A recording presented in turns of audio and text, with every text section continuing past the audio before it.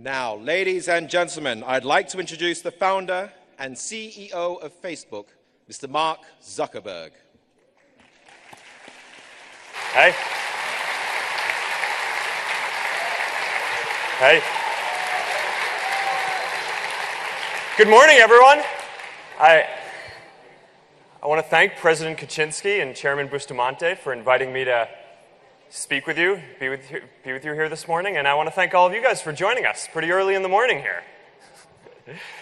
Later this month, my daughter, Max, will turn a year old. And, I'm looking out and I see a lot of parents here. And, I think one thing that we all know is that having a child changes a lot of things about your life. Right? For one thing, it takes pretty normal, everyday things like bath time and makes them a pretty major event in the house. It makes you unreasonably excited anytime your child says anything that sounds even remotely like your name. But most importantly, it reminds us that we need to do everything that we can to make sure that our children, and children everywhere, can grow up in a world that is much, much better than our world today. Right? It's a reminder not to just get stuck in the day-to-day, but to focus on things that are really going to matter over the long term when your kids are grown up. Now, I'm an engineer, and a big part of the engineering mindset is this idea that you can take any system in the world and make it much, much better than it is today.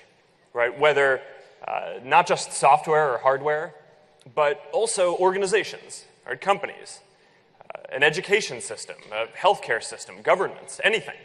You can take any system and make it a lot better than it is today. And that's what I want to talk about today. Daring to do great things and then sharing the prosperity with everyone.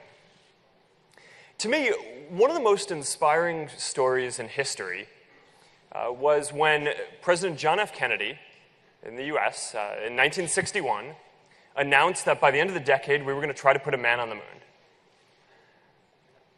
A lot of people thought that this was impossible. It took a lot of investment, but many people rallied, and when they succeeded, they didn't just achieve the goal, they created something entirely new and ended up pushing the entire economy forward for everyone. As Kennedy said, it's a time for greatness. And today, with accelerating progress in science and technology, our generation has the potential to do even more great things than at any other time in history. So take giving people a voice, for example. For a lot of the last century, there used to be just a handful of TV networks or newspapers in any given area. And now, almost 2 billion people have the power to connect with anyone they want, to share anything and have anyone around the world see it instantly, to create small businesses that are on a level playing field and have access to the same tools as the big guys have, to create movements to fight for the social change they want to see. Right? Connecting and giving 2 billion people a voice is a great thing to do. You know what's even better? Giving 7 billion people a voice. Now, or take education. For most of the last century, education has worked in more or less the same way. You have students sitting in a class with a teacher, learning the same material in the same way at more or less the same pace. Today, we know that personalized learning is way better.